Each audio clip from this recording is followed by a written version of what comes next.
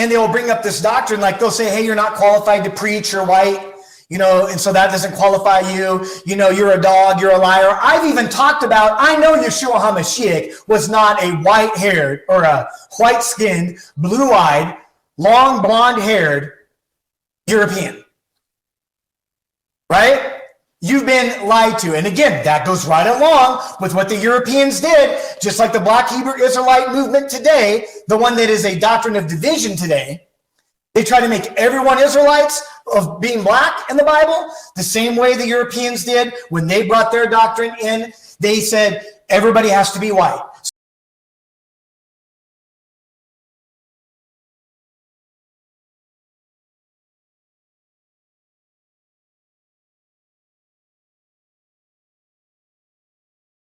To make our tribe the superior tribe.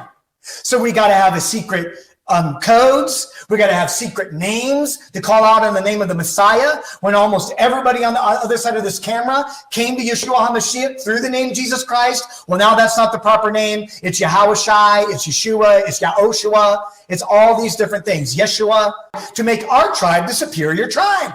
So we got to have a secret codes. We got to have secret names to call out in the name of the Messiah, when almost everybody on the other side of this camera came to Yeshua HaMashiach through the name Jesus Christ. Well, now that's not the proper name. It's Yahushai, it's Yeshua, it's Yahoshua. It's all these different things. Yeshua. The same with Yahweh. We have to have all these different names because it gives our tribe something up on your tribe. When they find out there is no name games in the Bible, he goes by many names. I love one of these poster things that we have that has a list of names of Yahweh in the Bible, and it's like 50 names in the Bible that he's called by. We have, hey, black man,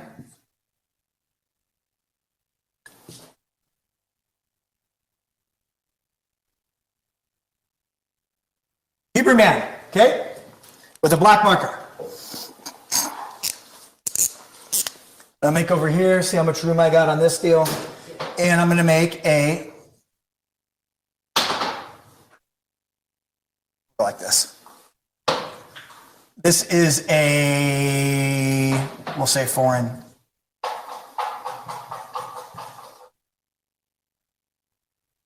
Foreign woman, okay? Hebrew man, foreign woman. Well, when they get together and then they have children, and you can even trace this man, say you went right to the slave ships, right to the transatlantic slave trade. Here comes off the Hebrew man. He ends up taking a foreign woman, and then you end up having children that are brown, mulatto, they call it, right? Hi. So there's a brown child, right? And then he takes himself another foreign woman. And what kind of children do they have? Hi, here I am. Here I am. And then look, so he looks white, right? But then you go to his dad, and his dad's more brown. And then you go to his dad, and he's even of a darker color. So we can see, if we follow the male genealogy, how all of a sudden skin color is irrelevant, right? I want to give all the praises and the honor to Yahweh Bahashem, Yahushai Bahashem, Recha Ha Quadash, and double honors to the elder apostles and bishops of Great Millstone. Honors as well to you, brethren. Shalom to the hopefully elect. Shalom. Anyway, I ran across this video, and this video will prove why Great Millstone is far more superior in their teaching, right? And I'm just saying in doctrine. You know, people get offended when we say 100% truth. Well, we're going to look up this word superior. Far more superior. Let's look up this word superior. It means one who is above another in rank, station, or office. The head of a religious house or order, right? And when you talk about the house of Israel, you have a lot of Israelites, but then you have heads. There's ranks in all groups in general, because the Lord requires order. But out of all the ranks as a group, the head order, the head We believe that's, more superior is Great Millstone. Not in a manner where we're saying we're better than you as individuals, but as in the mindset of doctrine, being sharper, having the understanding of scriptures, having the 100% truth of scriptures. And that's basically the best way to put it. Excellent in kind, or better, right? Or better. Greater than the half, okay? Improved. More favorable, more advantageous, improved in accuracy and performance. You get the point. But anyway, I wanted to go here because you do have groups like ISBK, which we definitely had debates with them out on the hedges in the past. A couple years back, an ISBKer came up and told us that all the Israelites are going to be black, and I didn't understand that ISBK was pushing that doctrine that all Israelites are going to look black. I don't know if General Yohana pushes that, but apparently that's what they teach, and we teach not so. Now, when you go to St. John 6:63, I don't think I have that up. Just quoting St. John 6:63, it is the spirit that quickeneth, right? The flesh profiteth nothing. Now, this guy here, which we would say Israelites even look like him. Deuteronomy 28:64 says, the Lord will scatter thee from one end of the earth into the earth, even into the other. And those people in that land now that claiming to be those people, they're not even fitting that prophecy, because the Lord said he would scatter us, right? They don't fit 1 Chronicles 17, I believe in 9, when the people get in the land, that the children of wickedness shall not waste them anymore. So we can clearly see our doctrines are totally different, and we're going to go into why I say we're far more superior in our teachings. All right, let's go to the book of Ruth. Now, what we do teach is that the mother, Israelites, can come through the father and have a heathen mother, right? But there's Israelites who don't believe that. There's Israelites who don't even believe that the chosen can come through, the Israelites can come through a heathen mother. So if a father laid with the mother, then what would be that child? Some would say mamzer, some would say this, which basically just means an illegitimate child. We seen Jephthah with that situation, but he was still called as a mighty man to do, what was set for him to do. We seen Moses with Zipporah, and he had a son whose name was Gershom, which meant stranger. So we're going to get the account in Ruth and prove that Ruth was a heathen woman, right? Let's go here. I'm going to try to find it somewhere in here. I'm going to just get to the point. It says 4:13. So Boaz took Ruth. We know what that means when he took her, right? Just like when Isaiah, was it Rebecca? Yeah, when Isaac, Salakia. Was it Isaac that took Rebecca? Right, Isaac and Rebecca. In his mother Sarah's tent, right? So Boaz took Ruth, and she was his wife. Wait a minute. We see in Matthew 1, they try to go into that Virgin Mary doctrine, that she didn't have sex, right? There's different levels of marriage, and one is when you take the woman, she becomes your wife, and she was his wife, right? And it says, and when he went in unto her, the Lord gave her conception, and she bare a son.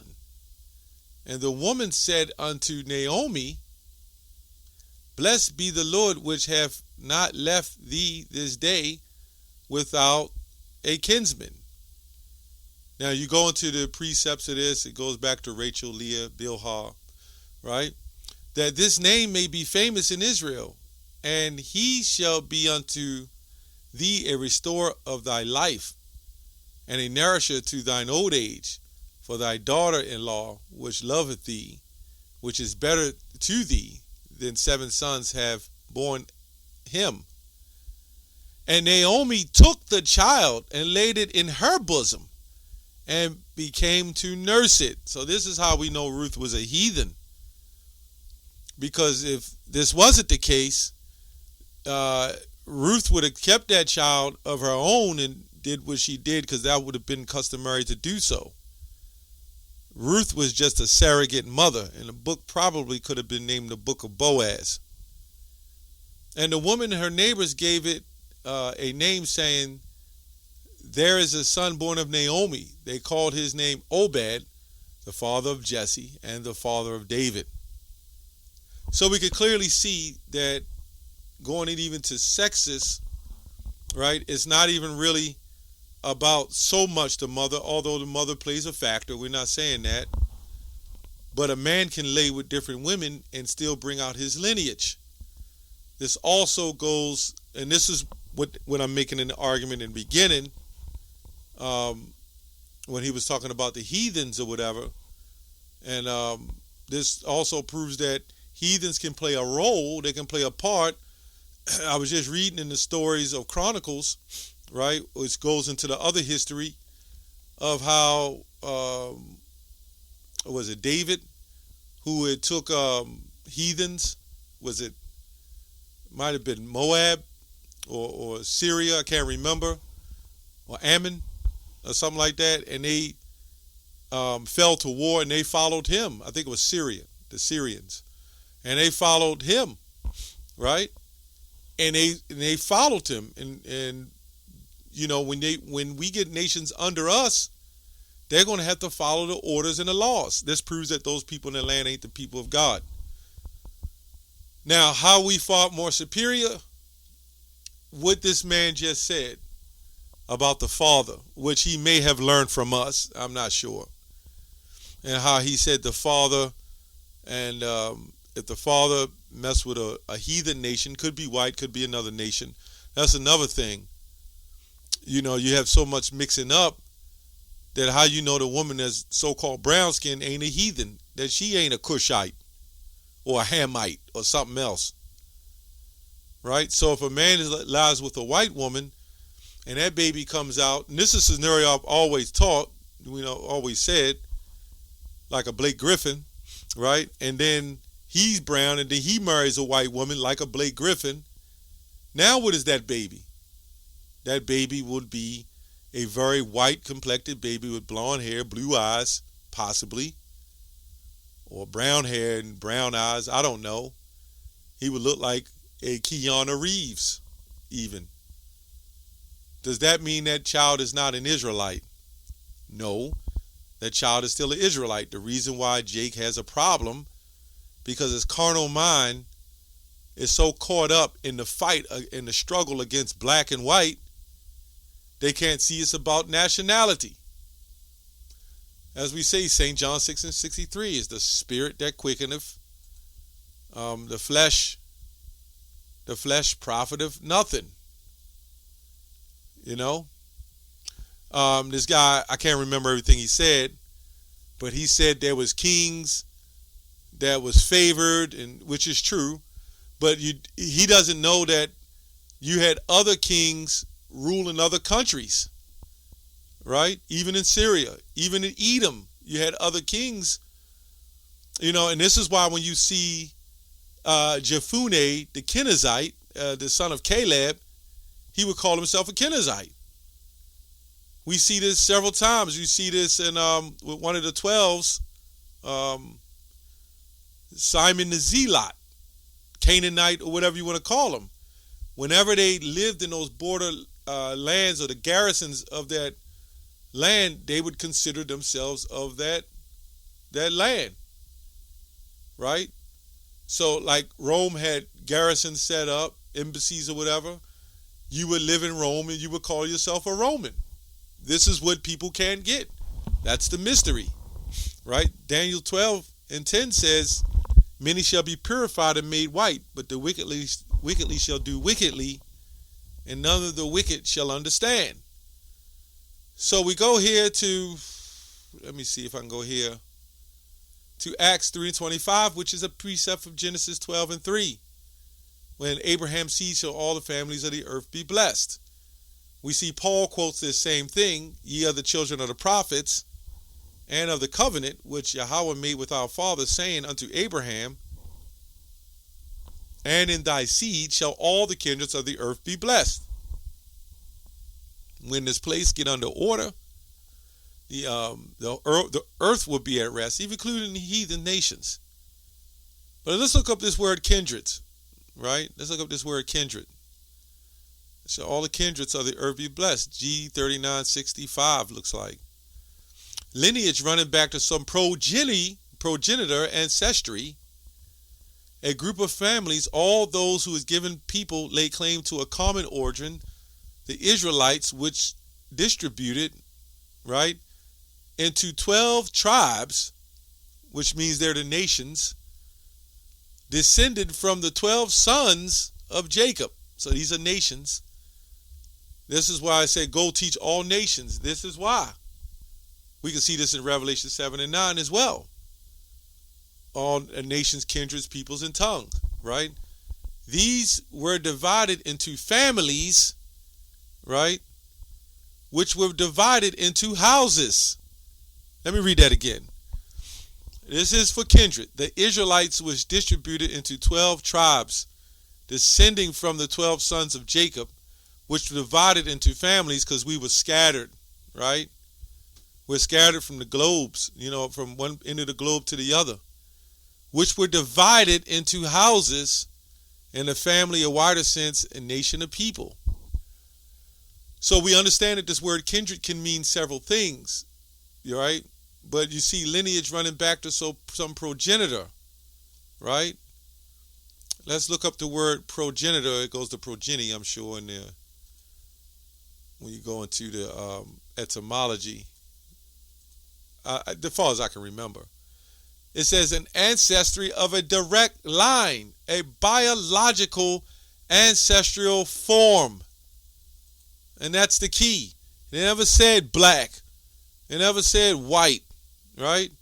We got to come off that black and white. That was the stigma that was put on us to divide and conquer the nation of Israel.